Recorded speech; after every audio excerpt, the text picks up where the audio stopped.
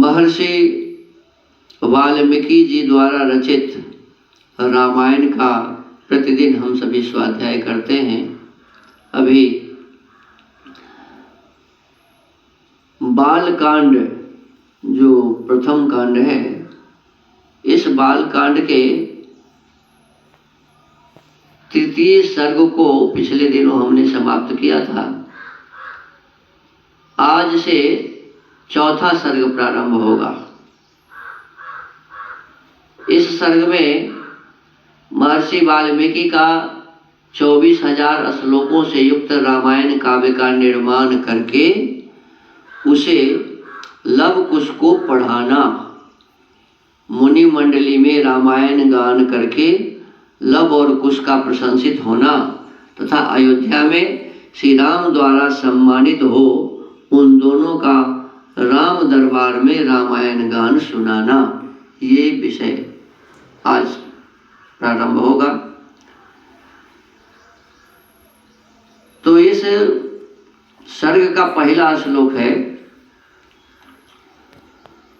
प्राप्त राजस्य रामस्य वाल्मीकिर्भगवान् ऋषिः चकार चरितं कृत्स्नं विचित्र पदमर्थवत्।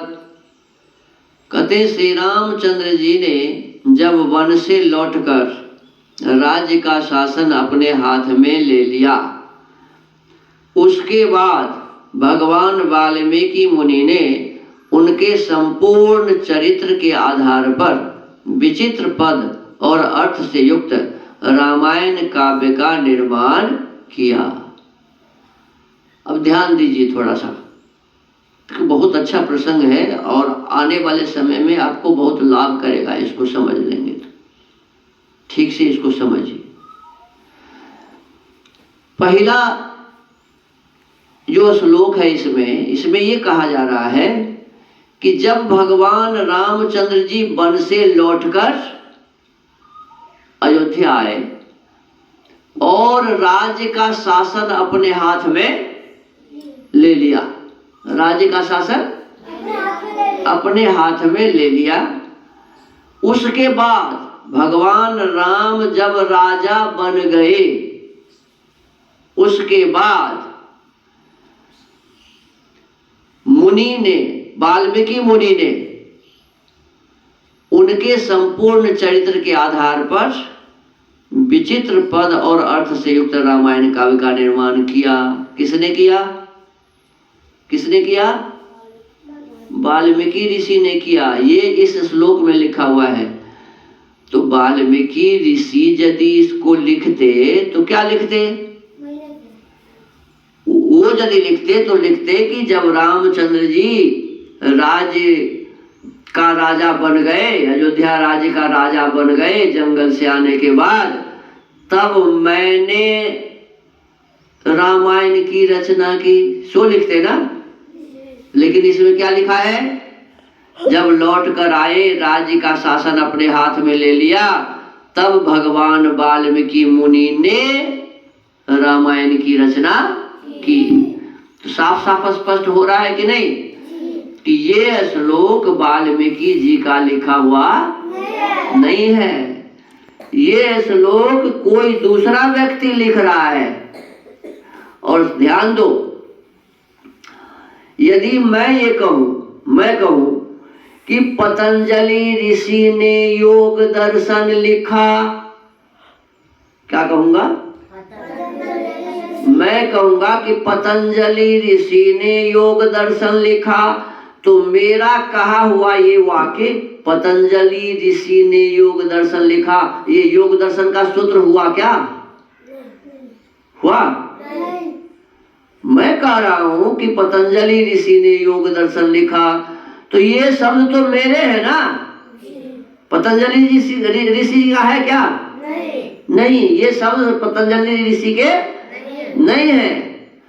तो ये वाक्य, ये जो पहला श्लोक है, यह श्लोक साफ साफ कह रहा है कि जब भगवान राम अयोध्या जंगल से आ गए और राज्य वहां करने लगे, राजा बन गए, इसके बाद वाल्मीकि जी ने रामायण लिखा, तो रामायण का ये श्लोक तो नहीं हुआ ना।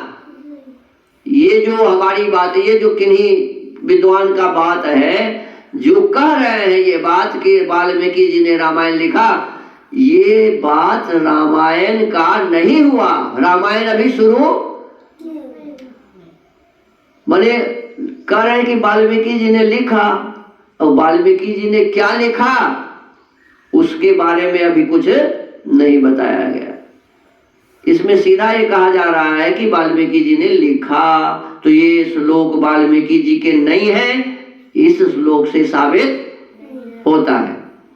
फिर आगे का श्लोक है, चतुर्विंशत सहस्राणि श्लोकानां मुक्तवान् ऋषिः तथा सर्ग शतान् पंच षट्कांडानि तथोत्तरम। अब आगे कहा कि इस रामायण में, जिस रामायण को किसने लिखा, वाल्मीकि ऋषि जी ने लिखा। वाल्मीकि जी ऋषि के द्वारा लिखित जो रामायण है, उस रामायण में 24,000 श्लोक, कितने? इसमें महर्षि ने 24,000 श्लोक, 500 सर्ग, कितने सर्ग? देखो कितना महत्वपूर्ण बात है, याद रखो। 24,000 श्लोक, 500 सर्ग तथा उत्तर सहित 7 कांडों का प्रतिपादन किया। रामायण में महर्षि वाल्मीकि जी ने 24,000 श्लोक लिखे। कितने? 500 सर्ग उन्होंने बनाया उसका, और फिर कांड 7 बनाया, जिसमें उत्तर कांड भी इसमें लिखा हुआ कि है, था। तो ये बात जो है ना, कोई दूसरा ही हमें बता रहा है, वाल्मीकि जी नहीं बता रहे हैं ये बात। वाल्मीकि जी ने तो रामायण लिखा। अब वाल्मीकि जी ने रामायण लिखा ऐसा कोई हमें बता रहा है। वाल्मीकि जी के बारे में बता रहा है कि उन्होंने 24,000 श्लोक लिखा, 500 सर्ग लिखे, उसके बनाए, और 7 कांड बनाए। ये कोई मुझे बता रहा है वाल्मीकि जी के संबंध में।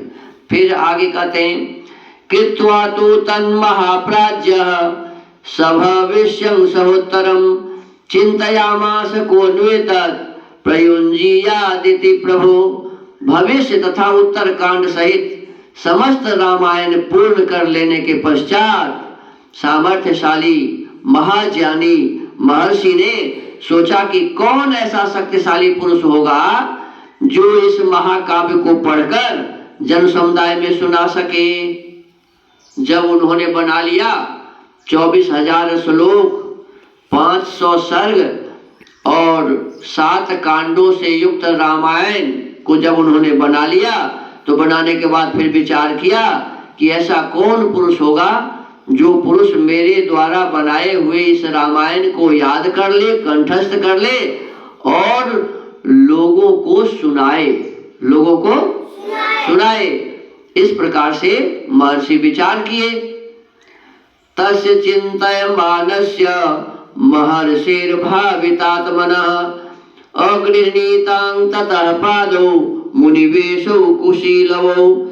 शुद्ध अंतःकरण वाले उन महर्षि के इस प्रकार विचार करते ही मुनिवेश में रहने वाले राजकुमार, मुनिवेश में रहने वाले राजकुमार कुश और लव, क्या नाम था? कुश और लव ने आकर उनके चरणों में प्रणाम किया। किनके चरणों में? वाल्मीकि ऋषि जी के चरणों में लव और कुश आकर प्रणाम किया। कुशीलवो तो धर्मज्ञो राजपुत्रो यशस्विनो भ्रातरो स्वर संपन्नो ददर्शाश्रम वासिनो स तु मेधाविनो दृष्ट्वा वेदेषु परिनिष्ठितो वेदोपबृंहणार्थाय तावग्राहयत प्रभो। काव्यं रामायणं कृत्स्नं सीतायाश्चरितं महत् पौलस्त्यवध मित्येवं चकार चरितव्रतः। राजकुमार कुश और लव दोनों भाई धर्म के ज्ञाता और यशस्वी थे। दोनों भाई क्या थे? धर्म को जानने वाले थे और बहुत ही यश प्राप्त किया था। अच्छे अच्छे काम करने वाले को क्या मिलता है? यश मिलता है। तो वो दोनों अच्छे ही काम करते थे जिससे वो बड़े ही यश को प्राप्त किए हुए थे, यशस्वी थे। उनका स्वर बड़ा ही मधुर था।